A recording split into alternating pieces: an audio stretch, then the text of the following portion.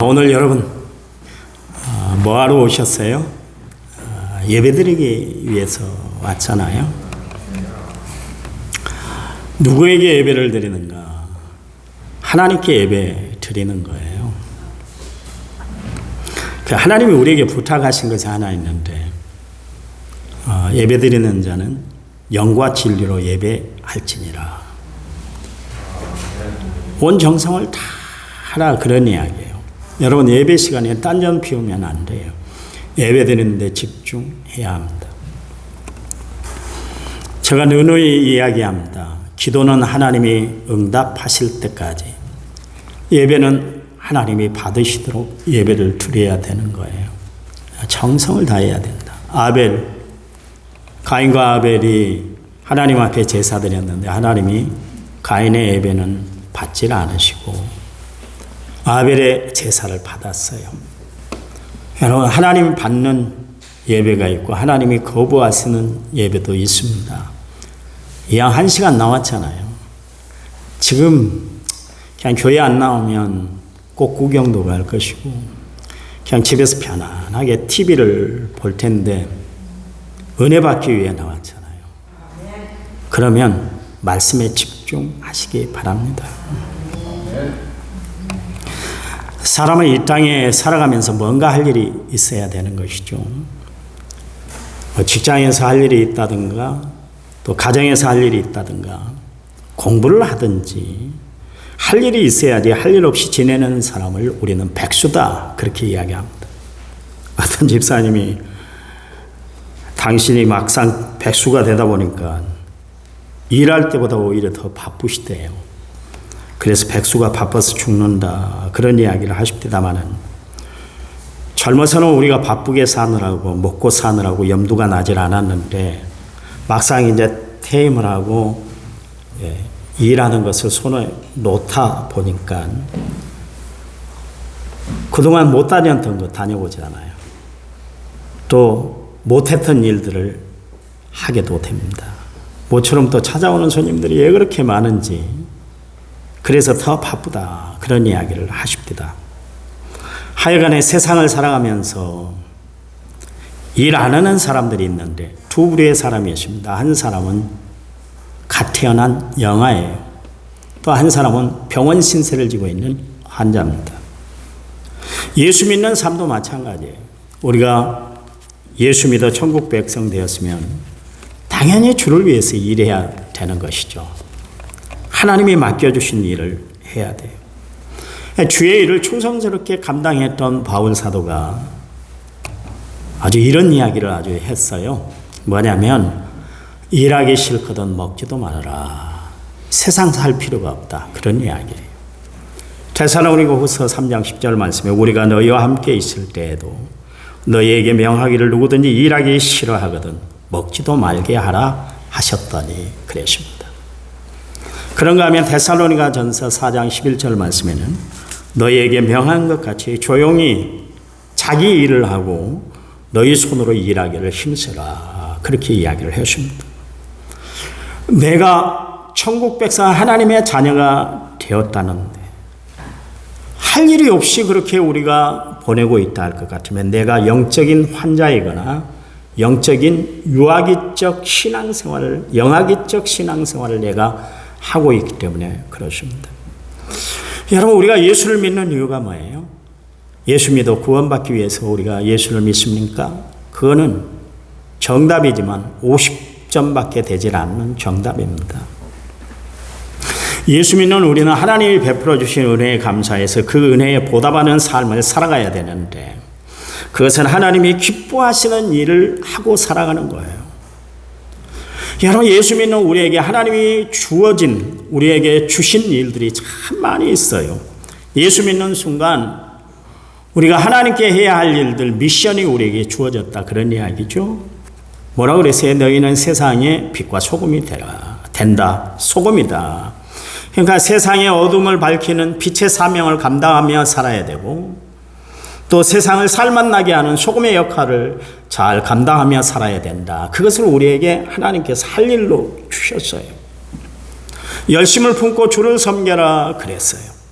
주님 부르시는 그날까지 열심을 다해 생명을 바쳐 하나님의 일들을 감당해 나가라. 그게 하나님이 우리에게 주신 명령입니다.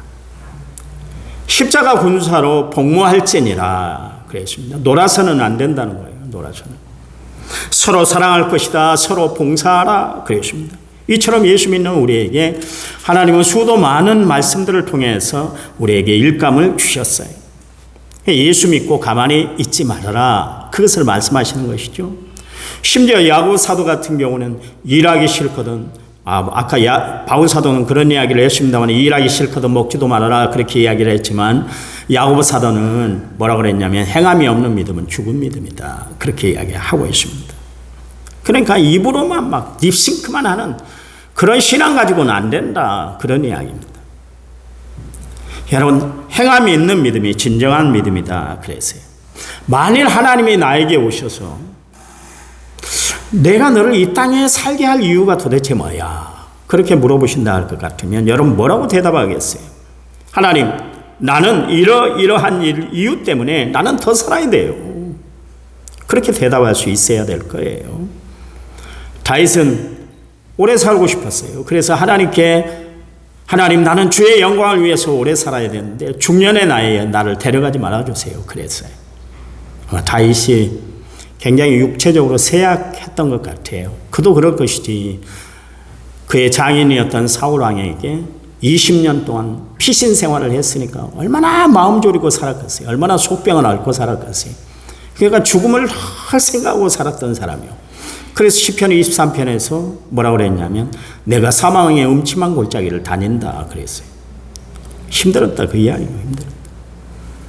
근데 다윗은 하나님 앞에 내 생명을 좀 연장시켜 주시고 내 생명을 하나님이 붙잡아 주세요. 그렇게 이야기를 했어요. 왜요? 단순히 누리고 싶어서 그런 것이 아니라 하나님 영광을 위해서 내가 살아있으면 더 많이 감당할 수 있을 것 아니겠어요? 하나님, 그러니까 하나님 영광을 드러내도록 중년의 나를 데려가지 마세요. 그랬어요. 여러분이 잘 아신 바처럼 히스기야 왕은 죽을 병에 걸렸습니다. 그리고 하나님으로부터 이사야 선지자를 통해서 전언이 됐던 이야기를 들었는데 당장 죽는다. 시한부 인생을 선고받았습니다. 그럴 때 히스기야가 벽을 향해서 하나님 앞에 기도하기를 하나님, 내 생명을 주관해 주셔야 돼요. 나 지금 데려가시면 안 돼요. 그랬어요.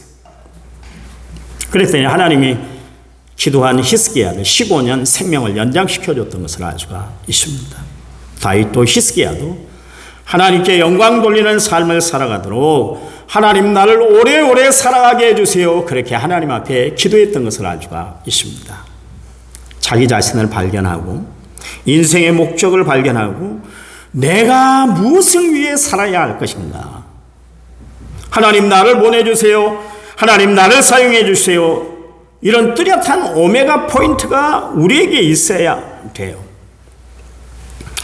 오늘 본문에 나오는 이사야는 우시야 왕의 사촌이었습니다. 우시야는 왕이에요. 그러니까 우시야라는 왕을 등에 업고 부귀영화를 누렸던 사람이 이사야였습니다. 배울 만큼 배웠고 높은 자리에 앉을 만큼 앉았던 사람이 이사야였어요. 일찍이 하나님의 선지자로 그렇게 부름을 받았음에도 불구하고 등 따숩고 배부르고 높은 자리에 있다 보니까 하나님 앞에 받은 소명, 하나님 앞에 받은 사명 생각할 겨를이 없었던 것이죠. 그러던 어느 날 그 이사야의 배경이 되었던 우시야 왕이 하나님이 금방 데려가 버리신 거예요. 얼마나 앞이 캄캄했겠어요. 자기의 근거가 되고 삶의 근거가 되고 백이 되고 정말 모든 것을 다 기댈 수 있는 우시야 왕이 죽어버렸단 말이에요. 아마 앞이 캄캄해서. 그런데 그런 이야기가 있지 않습니까? 땅이 무너져도 솟아날 구멍이 있다. 그렇게 이야기한 것처럼 그럴 때 우리는 이런 이야기를 해야 됩니다. 낭망스럽고 절망스러운 그때 하나님이 역사하신다. 우시야가 죽음으로 이사야가 살아난 역사가 베풀어졌지 않습니까? 이사야 입장에서는 절대적인 백그라운드였던 우시야가 죽으면 큰일 날 줄 알았는데 우시야가 죽은 그 자리에서 이사야가 하나님의 사람으로 그렇게 서게 되었다. 그런 이야기입니다. 여러분 성경에 보니까 모세가 죽은 자리에 여호수아를 하나님이 보내셨던 것을 알 수가 있습니다. 제사장 엘리가 죽음으로 말미암아 사무엘 선지자가 역사의 현장에서 크게 쓰임 받았던 것을 알 수가 있습니다. 산에 큰 나무들이 쓰러지면 큰일 날 줄 아지만 큰 나무가 서 있는 그 나무들 밑에 있는 작은 나무들은 숨을 제대로 쉬지 못하고 살아가게 돼요. 길을 펴지 못하고 살아갑니다.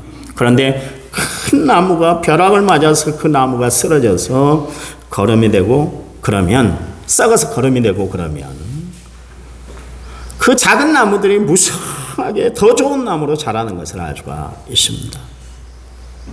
바울은 예수를 믿고 나서 하나님 앞에 그런 결심을 했어요. 내 자신이 죽지 않으면 하나님의 영광이 드러나지 않는다는 것을 알았어요. 자신이 죽지 않으면 하나님의 역사가 자신을 통해서 나타나지 않는다는 것을 알았어요. 그래서 바울은 나는 날마다 죽는다 그랬고 갈라디아서 2장 20절 말씀에 내가 십자가에 못 박혔다. 나는 죽은 존재다. 그런 이야기를 했습니다. 어떤 장로님이 올해 장로님 시치를 받는 분들을 면접을 하면서 그 자리에서 이런 이야기를 하시더라고요. 장로가 죽어야 교회가 산다. 그런 이야기를 하십니다. 장로가 살면 교회가 죽지만 장로가 죽으면 교회가 산다. 그 장로님이 그런 이야기를 하세요. 교회에서 내가 이만큼 큰 존재다, 큰 나무다 생각하시는 분은 죽어야 돼요.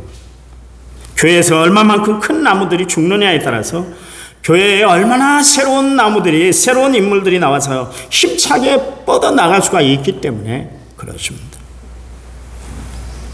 큰 나무 밑에 있다가 작은 나무가 숨도 제대로 못 쉬고 살다가 우시아라는 큰 나무가 죽으니까 이제 하나님이 이사야를 역사의 현장에 사용했던 것을 알 수가 있습니다. 이 우시아라는 사람은 16살의 임금이 돼서 52년 동안 나라를 통치했던 선왕이었습니다. 우시아는 중농정책을 써서 그래서 백성들이 그냥 배고프지 않고 잘 살게 그렇게 만들었던 사람이었어요. 그리고 예루살렘 성을 건축을 재건을 했습니다. 새로운 무기를 개발해서 전쟁에 그것을 사용을 했고 또 국내 정치를 안정시켰고 또 외교적으로 성공을 거뒀던 사람이 우시아였습니다. 주변의 나라에 아주 덕망이 높았던 그런 사람이 우시아였던 것이죠. 그런데 그렇게 자기가 높아지고 또 강성해지니까 그만 교만해져 버렸어요. 교만해. 역대하 26장 16절 말씀에 보면 그가 강성하여짐에 그의 마음이 교만하여 악을 행하여 그의 하나님 여호와께 범죄하되 곧 여호와의 성전에 들어가서 향단에 분향하려 한지라 그랬습니다. 우시아가 강성해지고 잘 나가니까 그만 교만의 늪에 깊이 빠져버리고 말았다. 그런 이야기예요. 그래서 하나님이 제사장들만 분향하도록 했는데도 불구하고 그 하나님의 명령을 무시하고 자기가 직접 들어가서 분향을 하려고 그랬어요. 하나님은 그의 범죄를 그냥 넘기질 않았습니다. 여러분 교만 가운데 최고의 교만이 뭐냐면 몹쓸 교만이 뭐냐면 종교적인 교만이에요. 여러분 이단들이 왜 생겨납니까? 그 사람들은 한결같이 스타트는 좋았어요. 근데 자꾸 옆에서 잘한다 부추기고 박수를 쳐주니까 자기가 정말 그런 존재인가? 내가 하나님 같은 존재이구나 착각에 빠지고 마는 거예요. 그래서 교만의 늪에 빠져서 이단의 개수가 되고 교주가 되는 것입니다. 교만은 영적인 세계에 대한 경외감을 잃어버리게 만들어요. 여러분 우리가 10년, 20년, 30년 그렇게 신앙생활하다 보면 영적인 감각이 무뎌져 버려요. 그래서 하나님에 대한 경외심을 잃어버리고 살아갈 때가 있습니다.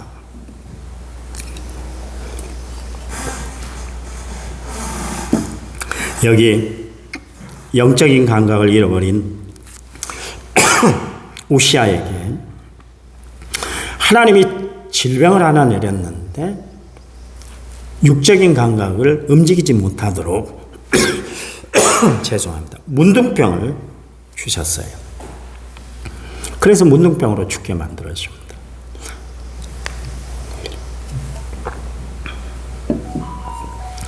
그 당시에 문둥병 환자들은 그냥 일정한 장소에서 따로 지내야 됐었어요. 집에서 쫓겨나죠. 사회에서 격리가 되잖아요. 우시야 왕도 결국 별궁에 거하다가 결국 비참한 최후를 맞이했던 것을 알 수가 있습니다. 우시야가 죽고 나니까 주변에 있는 나라들, 아수르가 일어나서 군침을 삼킨단 말이죠. 그뿐만 아니라 바벨론, 이집트까지 그렇게 군침을 삼켰습니다. 이 정치적인 위기, 경제적인 파탄, 사회적인 불안이 한꺼번에 그냥 찾아온 거예요. 우시야 왕이 죽고 나니까. 그때 백성들이 절망을 하게 되었습니다. 그리고 이사야는 결국 권좌에서 물러나고 말았습니다. 그때 이사야가 모든 것을 다 잃어버렸을 때, 하루아침에 모든 것을 다 놓게 됐을 때, 그때 이사야가 찾아간 곳이 있는데 어디를 찾아갔는가? 성전을 찾아갔습니다. 여러분, 어려운 일이 있을 때, 낙심스러운 일이 있을 때, 앞이 안 보일 정도로 정말 힘든 일이 내 앞에 벌어질 때 성전을 찾아오시기 바랍니다. 하나님의 교회에 오시기 바랍니다. 여기서 10,000가지, 50,000가지 모든 문제가 다 해결돼요. 저는 어려울 때마다 어디를 찾아가냐면 하나님의 성전을 찾아옵니다. 지금이야 이제 그렇게 못하지만 저는 가는 곳이 있어요.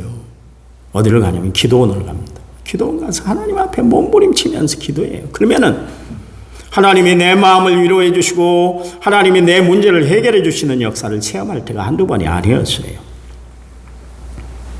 여러분, 어려움이 있을 때, 힘든 일이 있을 때 성전을 찾아오는 거 참 귀한 일이에요. 가장 미련한 사람은 어떤 사람인가? 얻어 터지고도 주님 앞에 나올 줄 모르는 사람, 그 사람이 이 세상에서 가장 미련한 사람이요, 어리석은 사람이요. 못 배운 사람이 어리석은 사람이 아니요.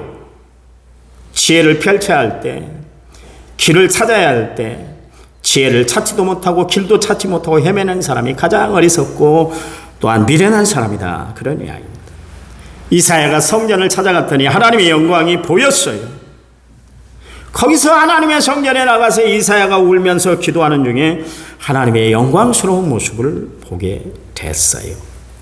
이 세상 보좌는 무너졌지만 하나님의 보좌는 무너지지 않는구나. 세상 임금은 죽었지만 그러나 만왕의 왕 내 주님은 돌아가시지 않는구나. 세상 권세, 명예, 물질은 다 떠나갔지만 나를 하나님은 떠나지 않으셨구나.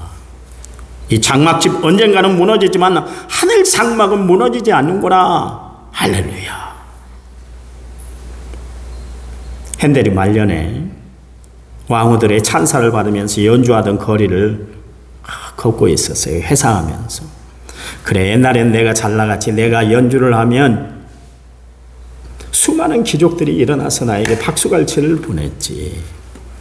산책을 마치고 돌아오니까 케넨스가 보낸 소포가 하나 있었는데 성경책이었습니다. 그 성경을 읽는데 이사야서 40장 1절 말씀에 하나님이 이르시되 너희는 위로하라, 내 백성을 위로하라. 이 말씀이 막 눈에 들어오고 마음에 감동이 되는 거예요. 그 성경의 영감을 받아서 일주일 동안 밥 먹는 것을 뒤로하고 계속 곡을 만들어가기 시작한 거예요. 이 세상이 정부인 줄 알았는데 영원히 다스려 주실 만왕의 왕이 내게 계시는구나. 이 땅에서 나를 통해서 찬송받으실 그분, 내가 하늘나라에서 영원히 그분을 찬송하리라. 그냥 눈물을 흘리면서 핸델이 오라토리오 메시아를 계속 써내려갔다는 거 아니겠습니까? 하나님은 영광스러운 분이세요. 하나님의 영광스러운 모습이 이사야에게 어떻게 비쳤냐면 거기 보니까 주님의 옷자락이 성전에 가득했다, 그렇게 이야기를 하고 있습니다. 이사야의 지난 허물을 덮어주는 하나님의 옷자락, 이사야의 실수를 가려주는 하나님의 옷자락, 주님 선지자로 부름받고도 아무렇게나 살았던 못난 이사야를 덮어주는 옷자락, 그 눈에 눈물을 닦아주는, 덮어주는 옷자락, 실패를 했는데 용기로 절망을 했는데 희망으로 게으른 사람들에게 사명을 새롭게 해주는 옷자락이 그에게 덮였더라, 그런 이야기입니다. 여러분, 주님 전에 찾아올 때마다, 주님 전에 올라올 때마다 하늘에서 내려주셔서 여러분을 덮으시는 신령한 옷자락을 발견하시고 교회에 나오는 성도들이 되시기 바랍니다. 여러분, 목사나 주변의 성도들이 허물이나 실수가 보이거나 썩소 짓지 마세요. 썩소. 하나님이 가장 싫어하는 것이 뭐냐면 픽 하고 웃는 거예요. 예수님이 죽은 야이로의 딸을 고치러 갈 때, 야, 아이가 죽은 게 아니야, 자고 있어. 그러니까 옆에 있는 사람들이 픽 웃었어요. 아, 죽었는데 얘가, 우리 초상을 치르려고 준비하고 있는데 애기가 자? 말도 아닌 소리 하고 있어. 숨도 안 쉬고 있는데, 그러면서 웃어버렸어요. 하나님의 일들을 웃음거리로 여기는 사람들이 있습니다. 여러분이 잘 안 것처럼 소돔과 고모라 상이 멸망을 당하기 전에 롯이 그의 사이들을 붙들고 이야기를 했습니다. 하나님이 심판을 하신다. 유황불로 심판한다. 그랬더니 두 사이가 웃어버렸어요. 아이, 하나님이 뭔 하나님이란 분이 뭔 이 땅을 심판하세요. 유황불이 뭔 유황불이 내려요. 아이, 참 말도 아닌 소리를 하고 있어. 우리 장인어른이 이상해졌네. 썩소를 지었어요. 그들이 얼마나 후회했겠어요. 바로 후회를. 결국 이 땅에 생명을 부재하지 못했던 것을 알 수가 있습니다. 여러분, 주변의 성도들의 허물이 실수가 보이면, 아, 하나님이 나로 하여금 덮어주라고 하나님이 내 눈을 밝게 해주셨구나. 여러분, 여러분의 큰 옷자락으로 부족한 저를 덮어주시기 바랍니다. 옛날에는 나이가 많은 신부하고 나이 어린 신랑하고 결혼한 때가 있었잖아요. 그렇잖아요. 지금도 그럽니다. 어떤 연예인은 8살 차이 나는데도, 각시가 8살 많은데도 결혼합니다. 옛날만 그런 게 아니라 요즘도 그래요. 어른들은 밭으로 논으로 가고 신부가 부엌에서 밥을 하고 있는데 꼬마 신랑이 와서 자꾸 섹시 궁뎅이를 팡팡 차면서 섹시야 누룽지 먹고 싶어. 하도 철없이 보니까 섹시가 얼마나 화가 났겠어요. 꼬마 신랑은 번쩍 들어서 지붕에서 던져버렸습니다. 지붕에서 꼬마 신랑이 엉엉 울고 있는데 대문을 삐그덕 열고 시부모들이 들어오는 거예요. 시어른들이 들어온 거예요. 그때 꼬마 신랑이 아차 싶었어요. 눈물을 닦으면서 아무 일도 없는 것처럼 아래를 내다보면서 섹시를 부릅니다. 섹시야, 호박 큰 것 딸까 작은 것 딸까, 하나를 딸까 두 개를 딸까. 얼마나 귀한 신랑이요. 철없어 보이지만 꼬마 신랑의 그 넓은 옷자락에 담복한 섹시가 그 꼬마 신랑을 하늘처럼 모시고 살았다는 얘기 아닙니까? 여러분, 주님 전에 올 때에 옷자락을 발견하고 주님 전에 올 때마다 그 옷자락을 들고 찾아오는 성도가 되시기 바랍니다. 거기 보니까 영광스러운 천사의 모습이 나타나는데 날개가 6개였다 그러네요. 보통 여러분 이제 천사들 동피랑이라든가 여수에 가도 벽화마을 가면 봅니다만 천사가 날개가 그냥 2개만 있잖아요. 이렇게 펼쳐져 있잖아요. 근데 성경에 나오는 천사는 날개가 6개입니다. 2 날개를 가지고 자기의 얼굴을 가리는 거예요. 그리고 2 날개를 가지고 자기의 발을 가리는 거예요. 그리고 나머지 2 날개를 가지고 하나님이 언제든 명령만 내리시면 순종하겠습니다. 그 자세로 힘차게 날개를 뻗치고 있는 모습을 이사야가 보게 됐어요. 그것을 보는 순간 이사야가 너무나 부끄러운 거예요. 자기는 지금까지 우시아 임금 때문에 얼굴을 아무데나 그렇게 대밀고 살았거든요. 그동안 자기가 잘나서 똑똑해서 이런 대접을 받고 있는 줄 알았어요. 그런데 하나님 앞에 서 있는 천사는 자기의 얼굴을 가리고 있단 말이에요. 그걸 보는 순간 너무너무 부끄러운 거예요. 이 눈을 가지고 볼 것 안 보고 보지 말아야 할 것은 다 보고 다녔구나. 이 코를 가지고 하나님의 거룩한 향기는 맡지 못하고 이 사람의 냄새 저 사람의 냄새 그 냄새를 맡고 비웃으며 다녔구나. 이 귀 가지고 기쁘고 좋은 소식 복된 소식을 듣고 다녀야 됐는데 세상의 잡된 소리만 다 듣고 다녔구나. 그리고 이 입을 가지고 정말 위로하고 격려하고 복음을 전하는데 그때는 입을 딱 다물고 다니다가 다른 사람의 허물을 보면 입을 닫아야 되는데 그때마다 내가 입을 벌리고 다녔구나. 그래서 자기 얼굴을 가리는 천사를 보고 이사야가 너무너무 부끄러운 거예요. 그래서 자기 얼굴 역시 손으로 가리게 되었다. 그런 이야기입니다. 여러분 주의 전에 찾아올 때마다 얼굴을 가리고 오시기 바랍니다. 얼마만큼 내가 얼굴을 가리고 나오느냐에 따라서 하나님 앞에 여러분이 축복을 받을 수 있는 바로메터가 되는 거예요. 측정기구가 되는 거예요. 천사는 또 두 날개로 자기의 발을 가리고 있었습니다. 그동안 이사야는 이 발 가지고 세상에서 갈 것은 가지 않고 가지 말아야 할 것은 가고 그러고 살았는데 이걸 가지고 내가 하나님의 성전들을 받고 살았다니 그걸 생각하니까 너무너무 부끄러운 거예요. 너무너무. 그래서 천사들이 날개를 쫙 펴는 순간 말씀만 하세요. 순종하겠습니다. 그런 천사의 모습을 이사야가 봤어요. 가라면 가고 일어나라면 일어나고 기다리라면 기다리고 뛰어가라면 뛰어갔습니다.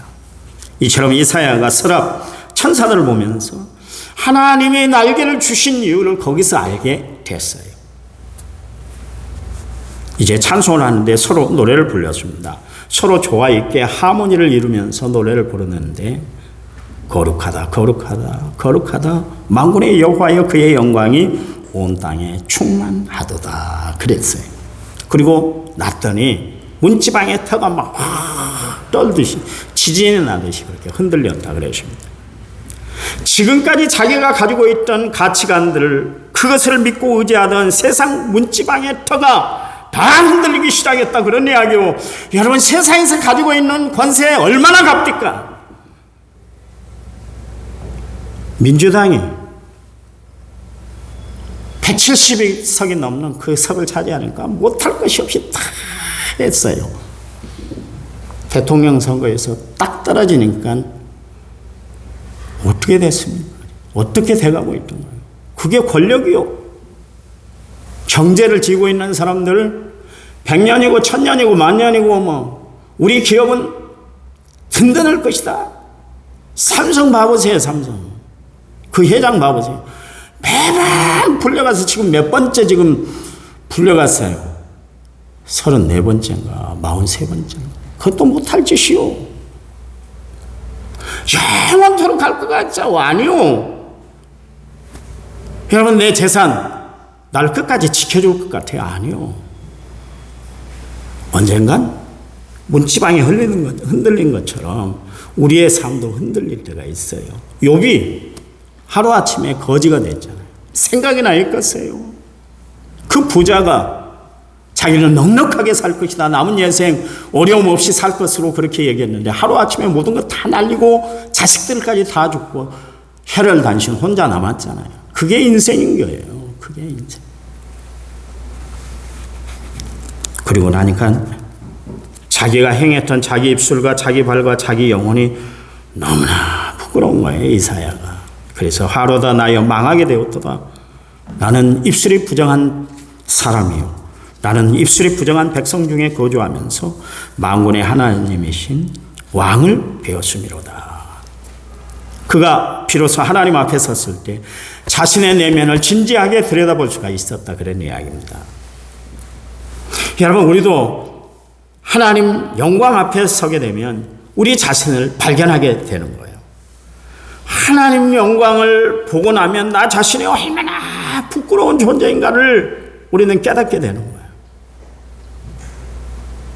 베드로 주님을 만나자마자 주님 발 앞에 엎드려서 주님 저는 죄인이에요. 나에게서 떠나가세요. 그랬어요. 그동안 법 없이 자기는 살 수 있는 정말 의로운 사람인 줄 알았는데 예수님을 만난 순간 자기가 죄인이라는 것을 깨달았잖아요. 바울, 부활한 주님을 만난 순간 디모데전서 1장 13절에서 내가 전에는 비방자요 박해자요 행악자요 도리어 궁유를 입은 것은 내가 믿지 아니할 때 알지 못하고 행하였습니다. 디모데전서 1장 15절 말씀에 죄인 중에 내가 괴수다 그랬어요. 여러분, 내 자신의 모습을 바라보지 못하고 살아가니까 큰 소리치고 거드름 피우는 것이지, 영광스러운 주님의 모습을 우리가 발견하게 되면 여러분, 우리는 하나님 앞에 겸손으로 무릎 꿇을 수밖에 없어요.